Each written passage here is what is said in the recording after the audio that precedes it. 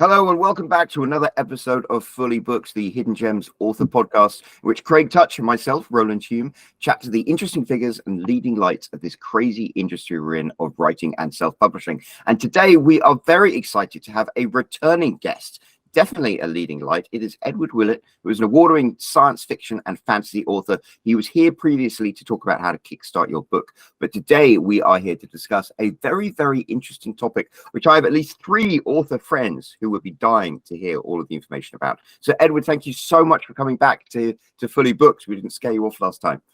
Thanks for having me back on. Obviously, I didn't scare you off the last time. Well, we're delighted to have you back. And of course, we wouldn't be here without the man himself, Craig Touch, the owner and founder of Hidden Gems. How are you doing today, Craig? Doing well. I think getting over a cold, so my voice is maybe a little different today. But well, yes. So thanks for coming back on, Edward. I know last time we had talked about Kickstarter and your experiences with that, which is something that a lot of authors are trying to get into, and it's a really interesting topic. But this time, you've come back on to talk about something else that is of interest to many authors, which is the idea of republishing a previously published book.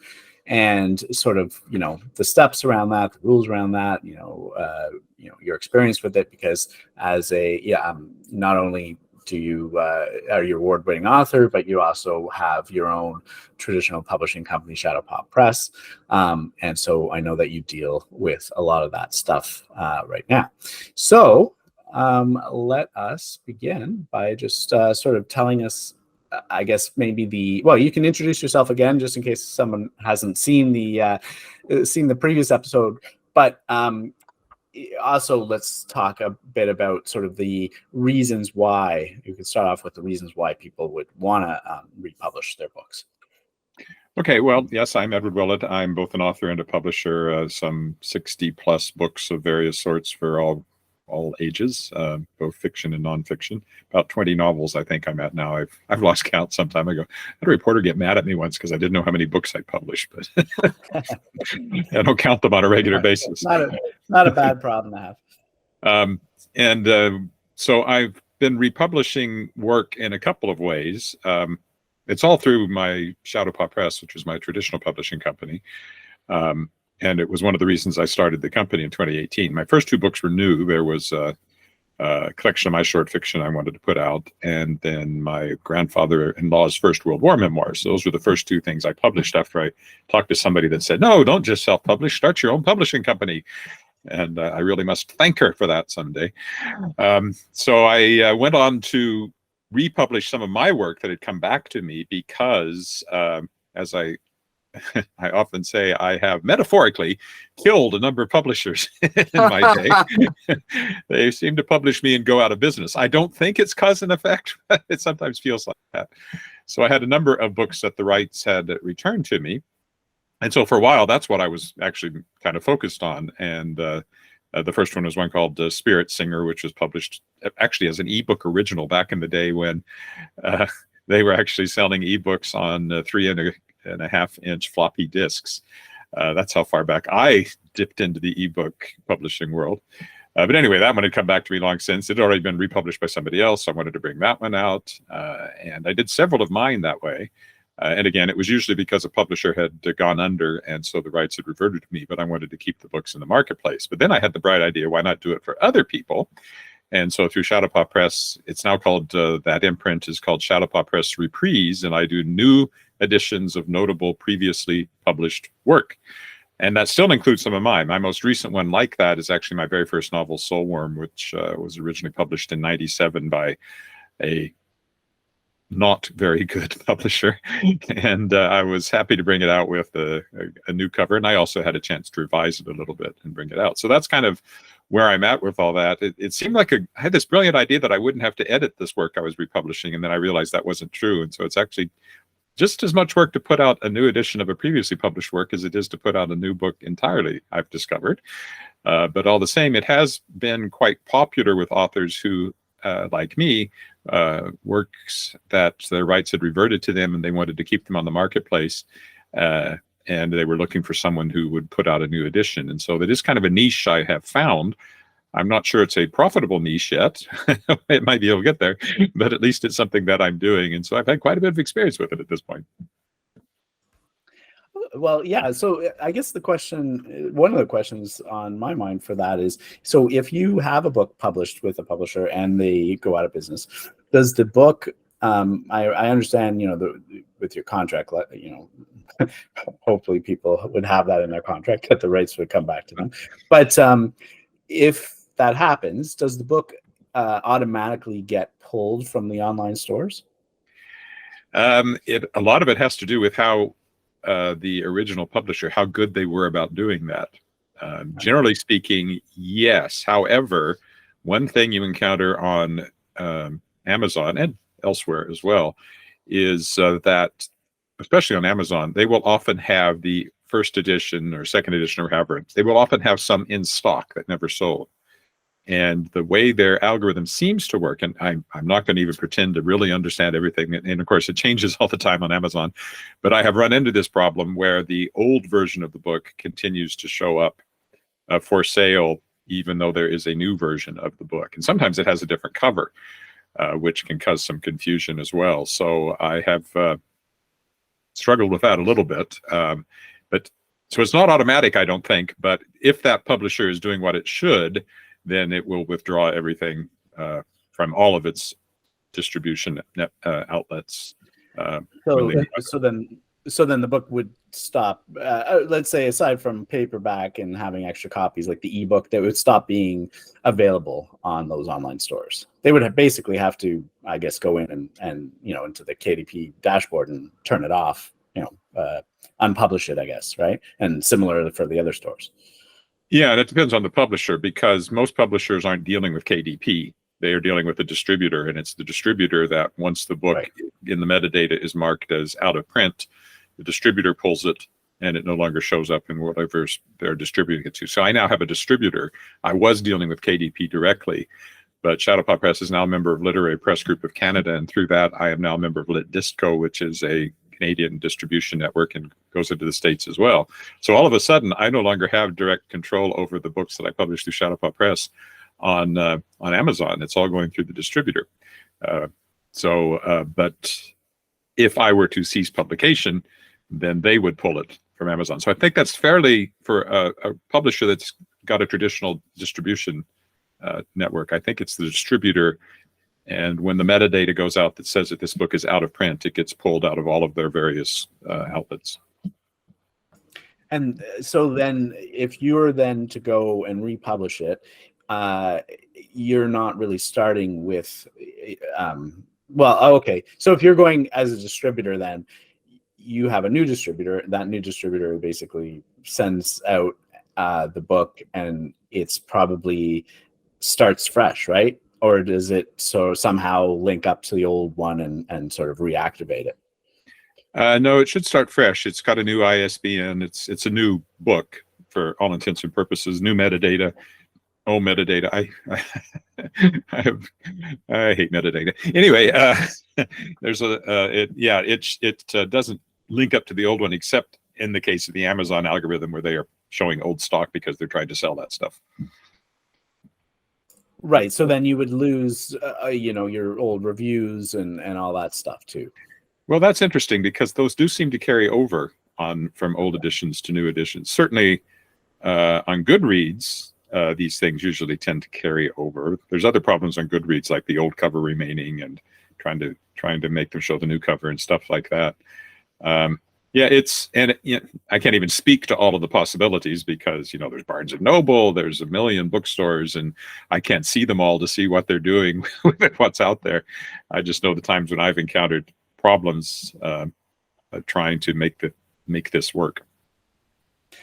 Yeah, well, I know with Amazon they usually link up the different formats. So if you eventually, So if you can request that they do it, can't you? Yeah. You can send them a message and say, "Hey, I'm republishing this book with this new ASIN. Can you move the old reviews over?" And I think they are amenable to that, depending on the circumstances. Yeah, and I've usually found them fairly helpful at Amazon when I've made specific requests. Usually, I wait for a while to see if things are going to link up automatically. I have one now that the ebook and the upcoming print book, because I do still do my ebooks directly on Amazon, and then also through CoreSource for all my other ebook releases.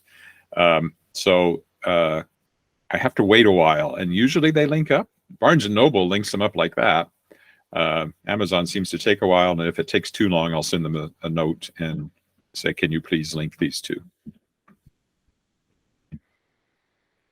Okay, so then that's good. I mean, you don't want to lose those reviews. And then sometimes you do. Well, yeah, okay. Yes. There's a few reviews of my books I'd like to lose. If you could selectively remove that would be great, yeah. But in general, if you have a lot of them, it's a lot of work, a lot of time, a lot of effort, a lot of money spent in getting those reviews. So losing them is sometimes, a big deal for authors. So it's good that they are able to link them back up, because I think if a self-publisher goes through this process without a distributor, they have to, in the case of a publisher pulling the book and then the author getting the rights back and then not going through a distributor, I imagine they would have to go into KDP and create a new book, and then probably go through this process manually. Yes, and actually that is what I was doing up until just recently when I got the distributor, because before I was operating strictly in the print-on-demand side of things. So I was basically going through the same process that a self-publisher would. In fact, I think Soulworm as well, I did that originally. So yeah, you go into the KDP, and it's you set it up as a new book. There is an opportunity to put in the edition number. So you can show that it's a new edition, and of course, if you've got a new ISBN, it will register as a new book as well. So it's the same process as doing a new book. You're just doing a new edition of an old book. The real problems that I've run into, one I've run into more than once, is having to verify to Amazon that I in fact have the rights to publish this new edition, or that the author got the rights back. So on a couple of occasions, I've had to have the author send me a letter from the original publisher, if that publisher still exists, and I have a couple of books like that, saying that we no longer have the rights to this book. They've reverted to the author. So sometimes there's that extra step you have to go through to prove that you have the rights to publish the book that you're publishing. And again, this is very much on Amazon. I've never been asked to prove that through my other sources, but Amazon is unique. Well, yeah, Amazon's got all the people running all the scams, so they're a lot more strict about what they do. But so if your publisher went out of business though, and they're not, you can't contact them anymore, then what would you do in that case? Well, then it goes back to the author's contract, and it would have to say somewhere that in the event the publisher ceases publication, all rights revert to the author. But how would you? So would you have to send your contract to Amazon and be like, "Hey, look"? I think I've done that. I think I've had to send.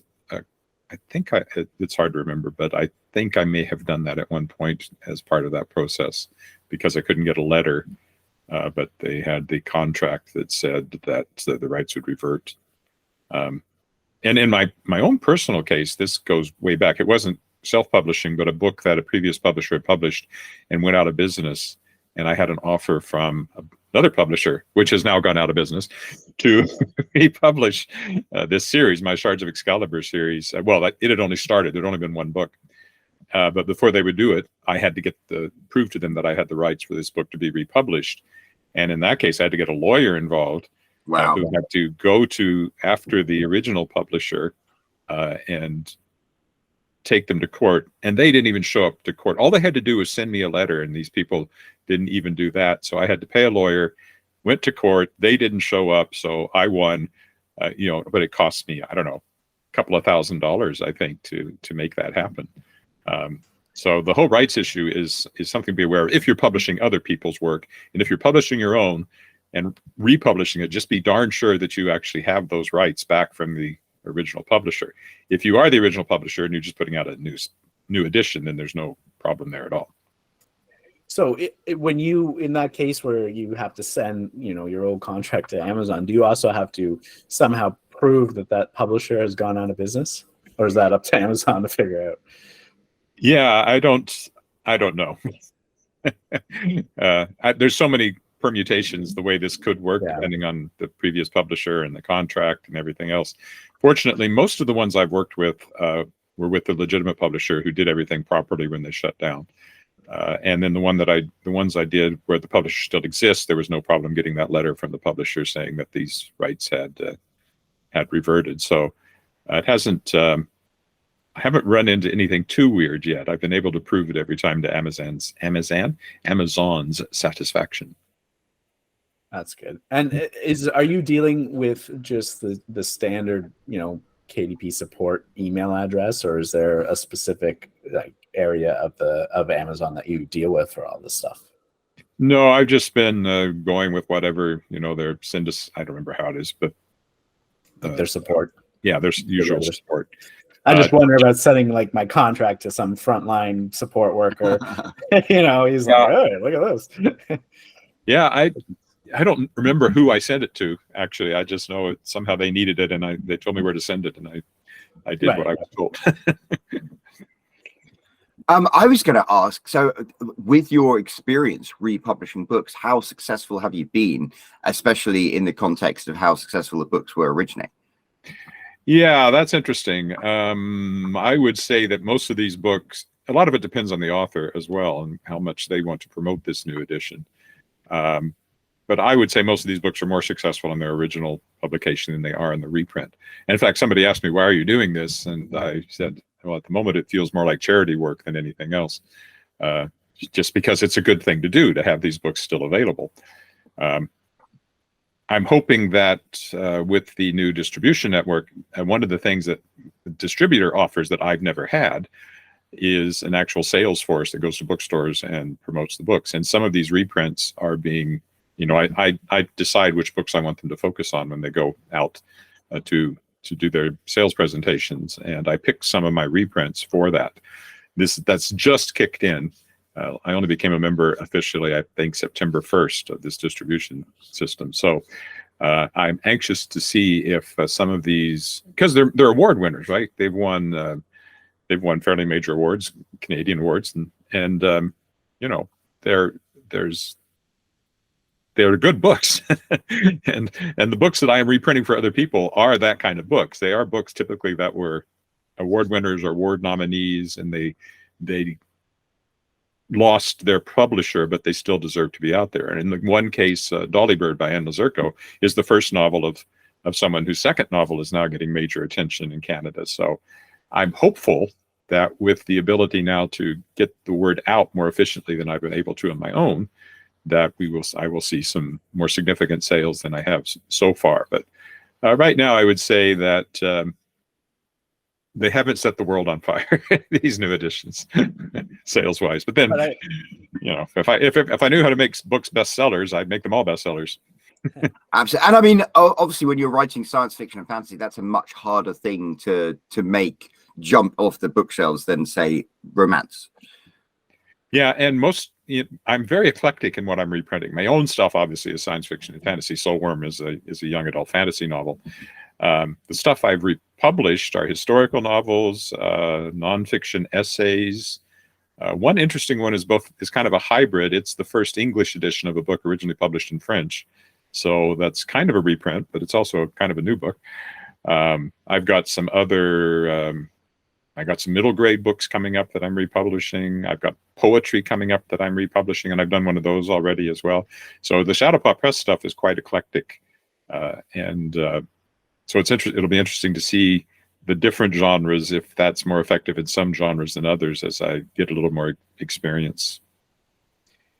When you originally were publishing, well, I guess in your case, they're always with other publishers, but I wonder if they're an apples to apples comparison in terms of the marketing that's done on a book that's brand new versus the reprint.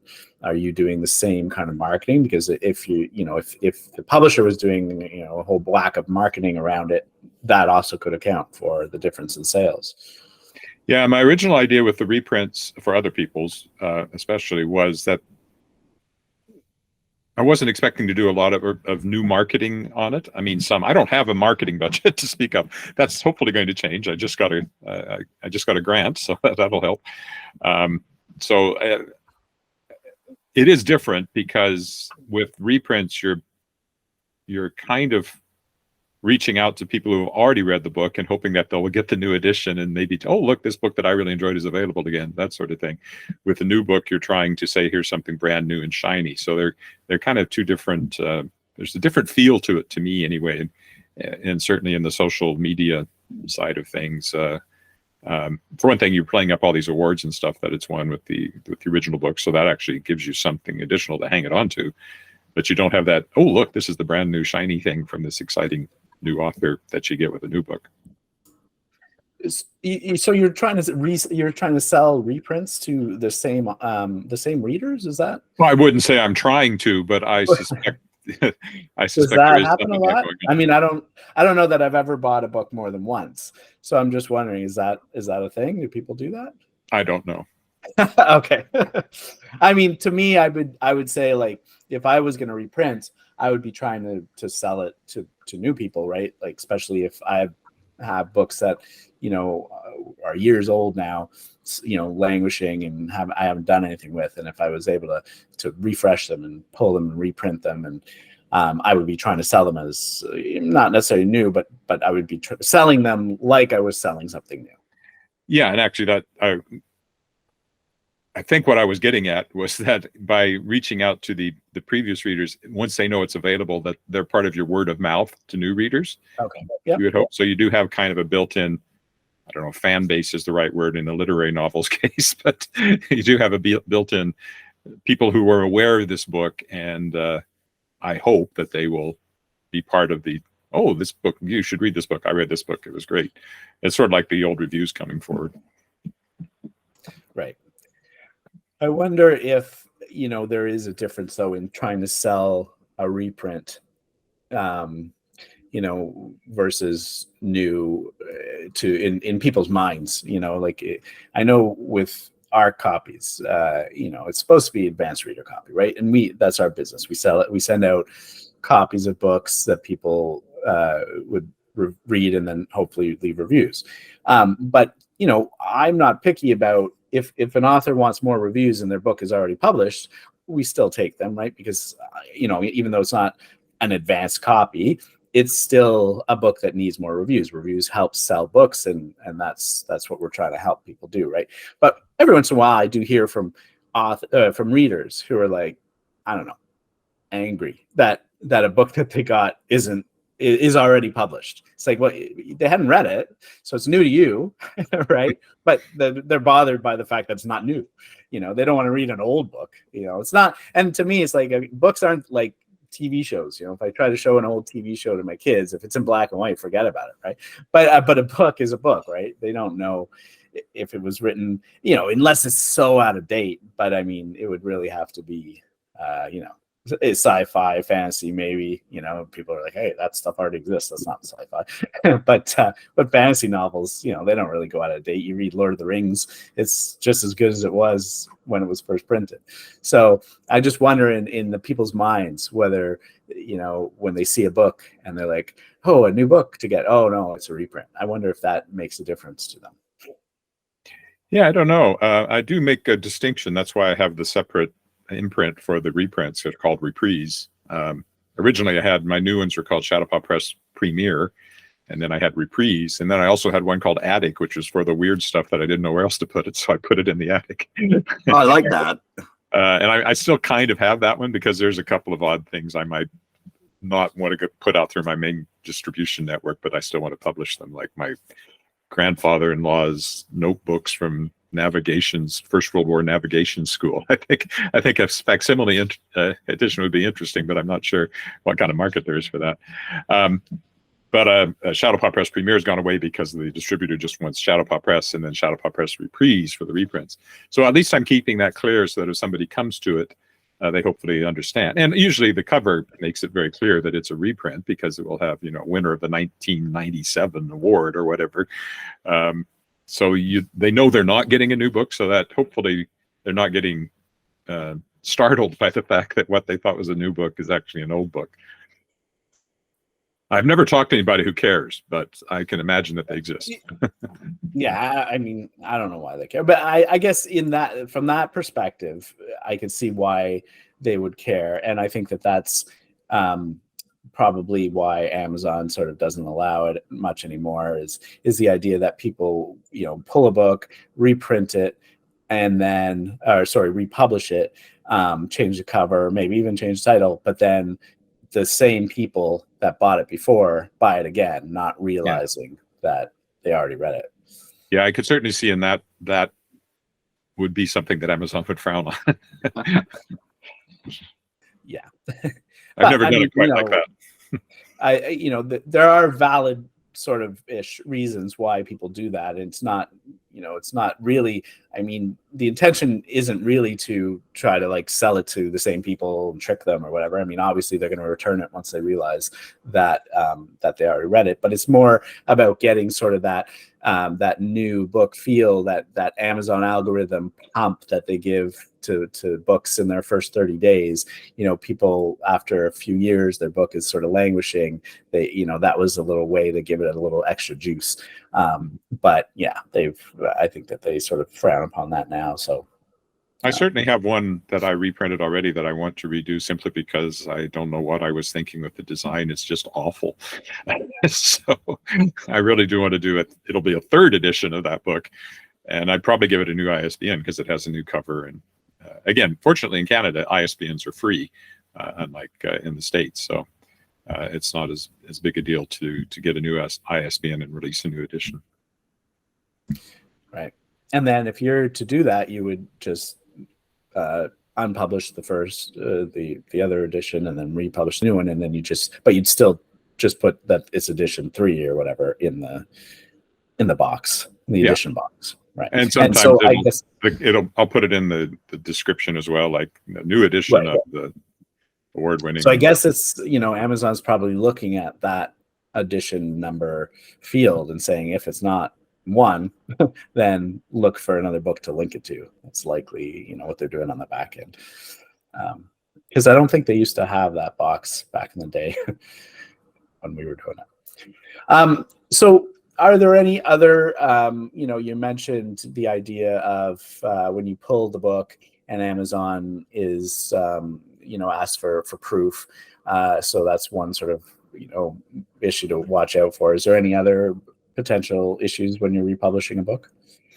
I haven't encountered any particular difficulties doing it beyond that. The cover, if there's an old version of the book, it can sometimes be not so much on Amazon, but other places. Well, on Amazon too. In fact, I have one right now. Coming up very soon is a trilogy, a science fiction trilogy by Leslie Godala.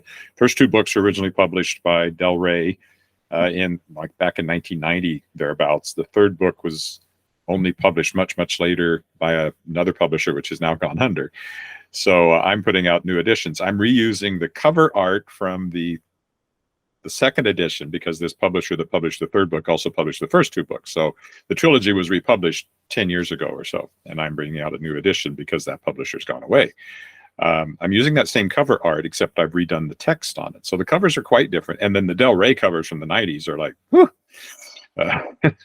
they look like science fiction paperbacks from the 90s. That's what they look like. And obviously I don't have the rights to that cover art. So all of this seems to be confusing things quite a bit on Amazon at the moment, especially because I now have the distributor that's promoting the print books to Amazon or providing the print books and the covers to Amazon. There's the 2005 version, which has the same covers but different fonts. They still have some of those in stock, even though the publisher's gone. And then there's the ebook version, and all of this stuff so far hasn't really linked up. And when I go and look, I'm seeing the old paperback covers more than I'm seeing the new ones.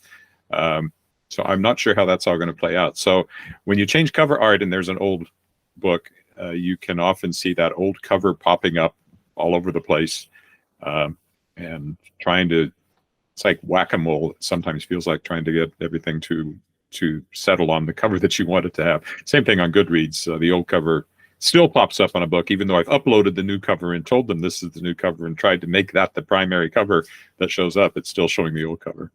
Yeah. So cover art, if you change it. Some of the stuff I haven't changed. You can sometimes, if you, that's something else on the right side. If you're going to republish a book that was previously published, make sure you have the rights to the cover art. Never mind the book itself. The cover art is a separate thing entirely. And the artists, I usually have to pay the artist a couple of $100 if they will give me permission to reuse the cover art again. And if it's really good, I want to do that. So that's something else to watch out for. You don't, again, if it's your own work, probably, but you still should probably, if you hired an artist to do it, you probably need to check with the artist to make sure that it can be used on a new edition, because that's a whole nother side of the rights thing. So if the publisher had used their own cover artist, you don't necessarily have the rights to that when the book comes back to you. But how would you get in contact with them? You'd have to basically go through the publisher if you can still contact them and say, hey, who did you use? And can I get their info? And yeah, the authors that I have dealt with usually know who their cover artist was, or it's inside the book. I mean, the book will usually say cover art by Tanya Crand. You name somebody that I've used several times, and you can usually track them down. If you can't confirm it, if you can't get hold of the artist, if you can't confirm that you have the rights to that cover art, don't use the cover art, because you could get in trouble. Right. Which makes a lot of sense. Yeah. I mean, I'd love to make T-shirts of my books too, but that's a different use of the art, and I'd have to go through the artist, and so I've never done that. Yeah. Now, some covers I create myself, and then there's no problem. Yeah, but I mean, you could probably pay the cover artist to do sort of a variation of the cover for a T-shirt, I imagine, right? Oh, I imagine. I've just never actually asked. Good idea. Generally, the ones I have reused, it's, as I said, it's been a couple of $100. The artist says, if you want to put this on a new edition, I'll let you have the artwork. And if you pay them, they'll usually then send you a fresh high resolution graphic for your cover design. So it's worth, if you like the cover art, it's worth seeing if you can get that cover art. If you're dealing with a book that was published by a publisher, and you're not just, obviously, if you're republishing your own stuff and you did your own cover to begin with, and change it, I would suggest, maybe, because you're doing a new edition, change it somewhat at least. Yeah, I mean, at the very least, you'd probably want to, I mean, do you generally put the edition number on the cover? No, it'll sometimes be in the back cover blurbs, so it'll be on the print edition, and of course in the ebook it's there in the description. I will often say a new edition of the award-winning novel by so-and-so, something like that, just so, again, so you don't get the people saying, this isn't a new book, this book was already published some time ago. And yeah. If it's from 1997, it must be junk. I'm not going to read this thing. Yeah. Can't possibly be relevant today. Yeah, I think that a lot of authors are sort of going through this, maybe not exactly in the sense that they have the publishers, but they're trying to sort of figure out ways to republish books for a variety of reasons. Like sometimes, you find that it needs to be edited again, and often, I've seen this a lot with the ARC reviews. If a book is, not edited in the best way, sometimes some of the reviews will mention that, and that's going to hurt the sales if people are reading the reviews and saying, oh, this book needs to be edited, right? So if somebody was to re-edit it, they would probably want to republish that so that they can say, newly revised, re-edited, so that if somebody was to see those old reviews, if they are relinked, then they would be like, okay, that was an old one. I can see by the date on the reviews, an old one, they've revised it or re-edited it back, in a later date, and so it's hopefully safe now. So that might be one reason to republish. Yeah, and the books that I have republished of my own, one of the things I really enjoyed was being able to re-edit them and go through, especially in the couple of cases where the publisher's editing or process actually introduced errors or introduced pagination errors, or there's a repeated paragraph going from one page to the next. Those kinds of stupid things that you see sometimes. It's been nice to be able to get rid of those, and also just a little bit of. I mean, like Soulworm was originally published in 1997, and it was written in the 80s when I was in my 20s. Well, I'm not in my 20s anymore. And it was interesting to go back and reread something I hadn't read in years and tweak it, but I only tweaked it a little bit. I was actually very pleased with how well it held up. So if you had the original book and the new book side by side, you would see where I had made the changes. But it's still the same book, but it was an opportunity for me to, and I found some typos and things, especially because as I said, it was a terrible publisher that originally published it. They did no editing at all. So this was a chance to clean all that up. I think that's one of the main reasons for republishing your own work, is an opportunity to fix and improve, hopefully. You don't want to just tweak I don't think you want to tweak for the sake of tweaking necessarily, because that way lies madness. I mean, I'm not going to go back and try to insert my 64-year-old self into my 24-year-old head and say, "Oh, this is what you should have done." Maybe somebody would like to do that, but I kind of like to see it more as it's of its time. And I literally, in this case, because Silworm was set when it was written in 1980s in Weyburn, Saskatchewan, a slightly fictionalized Weyburn, Saskatchewan, where I was living. It's still set in the 1980s in Weyburn, Saskatchewan. I didn't try to update it to the current century. that sounds weird to say. This is from the last century, this book. No, I can understand. I mean, you look at the way they made the movie of It, and the original It was set in the 50s, and this one they wanted to keep the nostalgia but update it, so they made it in the 80s, and I kind of love that conceit. But yeah, the historical part of it, you don't want to. It would be a different book otherwise, wouldn't it? Well, yeah, I mean, just technological change. I mean, as has often been pointed out, most of the plots of Buffy the Vampire Slayer wouldn't work if they could just text each other. Yeah. And that's certainly true in a lot of books. Almost every show from before there was texting, most of their problems would not exist if people could just text. Yeah, and certainly the Silworm story wouldn't work with modern technology because, again, it's that constant being in touch with people that we didn't have back in those days. Absolutely. I love the Saint, and you think of all the conceits of the Saint stories that, just a cell phone. You wouldn't have to go off and rescue people or not figure things out or anything. Yeah. So I don't do that kind of upgrading, but I do try to, maybe I was a little clumsy in the language and I know better now, or things like that is the sort of stuff that I'm typically looking at.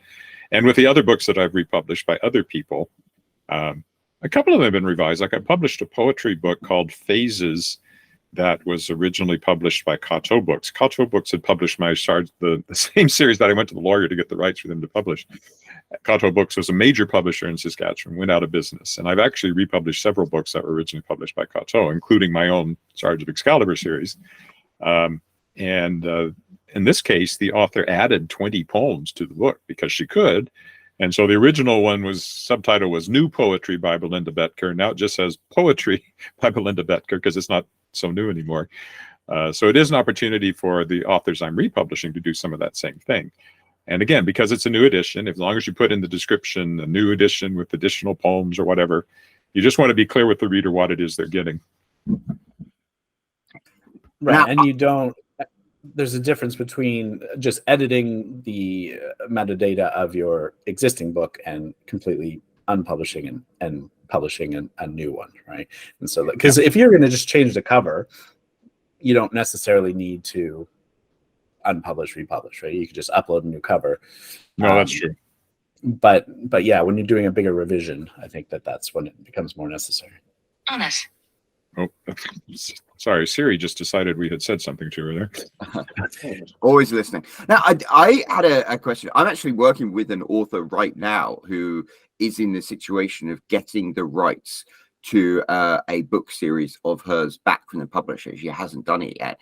I gave her a certain amount of advice. Maybe I could tell you the advice I gave her, and you could tell me if there's anything additional I should tell her, or if there are any other nuances.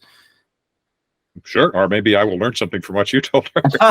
Well, she had a fairly successful trilogy of books that was published a few years ago. The publisher is losing the rights to that. She's reclaiming the rights. She's getting the graphics. The first thing that I said that she has to do is republish the books as new, as her own, through KDP Select, and then reach out to Amazon and say, hey, these are the new editions of the book. Can you help port the reviews from the old versions over to the new versions. But I did also tell her that this is her chance to kind of fix the infrastructure of her entire catalog of books. So one thing she hadn't done when she had a publisher is have a mailing list. And so now she's got a mailing list, and she's going to put the sign up in the front and in the back matter. I also suggested she could put maybe like a sample chapter for the next book with a link to it in the back matter, maybe like a request for people to leave reviews. In terms of that, I mean, those are the basics that I went over. That seems like fairly standard stuff. Is there anything I'm missing? Is there anything that you think would be worth observing, noting? That sounds like what I would do. And I'm glad you mentioned the part about the back matter and the front matter, because that, of course, completely changes with the new edition. And so all of these new editions of these previously published books at the back now say, about Shadowpaw Press and other titles by Shadowpaw Press and all of that. So that is something that does make it really worthwhile to do those new editions, is the ability to put in new links and new matter like that, which can direct people to your other books. So yeah, that's actually a good thing to have mentioned. And when you are republishing books, do you work with authors on these little tactical things like their mailing list and their subscribers and things? And how substantial are the ecosystems that they create around their books? I kind of leave it up to the author on that side. Mm-hmm. What I do have is I have a publicist on retainer, I guess, Mickey Mickelson from Creative Edge Publicity. And all of my authors go into his system. So they're getting interview requests and things like that through him. So that's something that I'm able to offer them to help them on that side. I don't feel I'm particularly good at any of that. I'm so busy just writing and publishing that the marketing side of things is sometimes something that I struggle with a bit myself. So I often find that some authors are very good at it. I also have some very elderly authors who I'm not going to get a new social media campaign or anything out of them. So the best I can do is to support them the best I can with what I offer through Shadowpaw Press. I do have all the social media accounts, and I do some paid advertising, and I'm hoping to do more now that I get this marketing grant from Creative Saskatchewan. It looks like I'm going to get. So I try to help them as best I can, but I don't feel like I'm an expert, unfortunately. Well, I mean, I think it's one of those things. You end up being more of an expert than most people because you've actually done it. That's the hardest part. It's quite an intimidating prospect to, have a publisher take care of your books, which I think is something that is very appealing to a lot of authors. That's why a lot of authors go through the publication route rather than doing self-publishing. And then they have the opportunity now to get their books back, but it is kind of intimidating. So I guess figures like you can be very, very reassuring to them to help guide them through the process, hold their hands through the process, and manage that for them. Yeah, and certainly I've climbed the learning curve many, many times now. So I have another company called Endless Sky Books, which is more of the publishing services side of things, where the authors will pay me to edit their books. And if I like the books, they get plugged through the Endless Sky Books imprint, which for distribution purposes is an imprint of Shadowpaw Press. And so they get that same distribution, but it's more of a hybrid model, I guess, although I don't particularly like that term. So that's one where I'm helping them write from start to finish, but I also help them self-publish. So in at least the case of one picture book, that's all I did. I just guided her through the whole self-publishing process, and picture books are different than just doing a textbook as well. But we were able to get that done. And so that's something else that I offer. So, but I remember when I started, I didn't have a clue how any of this stuff worked. So at this point, it feels like it's fairly easy, I guess, but that just comes from the practice. And so certainly people who have been previously published by a traditional publisher and have no interest in self-publishing their own work, but they'd still like to have their books published. Certainly those are some of the people that I have. Again, in some ways, it just feels like I'm helping out in the writing community as opposed to making money. It definitely feels that way sometimes, but I think I guess it's an important thing to do. I don't know. People seem to appreciate it, and those books are out there, and there are new readers finding them. So I guess that's something I can help with. Yeah. Well, they say experience is the best teacher, right? So that's why you're able to do all this stuff, because you've done it, and that's why you are kind of the expert in this kind of thing. So it's definitely great to have you on to sort of talk through this, because I know a lot of authors are wondering about what the process is around all this, and that's been really helpful having somebody who's done it many times to walk us through it. Well, I hope it was helpful. No, it was extremely helpful. You know, we've reached a natural conclusion to the conversation, which is convenient because we've also actually run out of time for the episode. So that was quite fortuitous. Edward, thank you so much for covering these things. I think this is a really interesting topic for readers to hear about, especially those who are like the person I'm working with. I was going to say, where can people find out more about you, about your books, about the services and publishing you offer? Well, the three main places are my websites, edwardwillett.com, just my name. The publisher is shadowpawpress.com, named after my cat. And the other publishing services one is endless-sky-books.com. But all of those, like if you go to Shadow Paw Press, there's also a link there. So Shadow Paw Press is probably the main one for people who are interested in that traditional publishing and republishing of stuff. And for me, it's edwardwillett.com. And then on social media, if you search up Edward Willett, I'm the first 2 pages of Google, I think. Maybe most of the first 3, I think. So I'm easy to find. You've cornered the market on Edward Willett. Yeah, we'll make sure to put links down below in the description. So Edward, thank you so much for this. Craig, before we wrap up, do you have any additional questions, comments, thoughts? No more questions. Just like I said, thanks for coming on and sort of walking us through all this, because it really is a topic that a lot of authors are at some point in their career are likely going to come upon and need to know what to do, and this is a good sort of stepping them through, the process and what they need to do and what they need to think about. So, thanks again for coming on. My pleasure. That's great. Well, thank you so much, Edward. If you have been listening and appreciating what Edward has had to say, make sure you leave a comment down below. And while you're down there, if you haven't already, hit that subscribe button, hit that like button. I think there's a little bell icon where you can get notified of every new episode of Fully Booked as fast as they drop. And thank you very much for joining us. We'll be back next week with another episode. Until then, cheerio.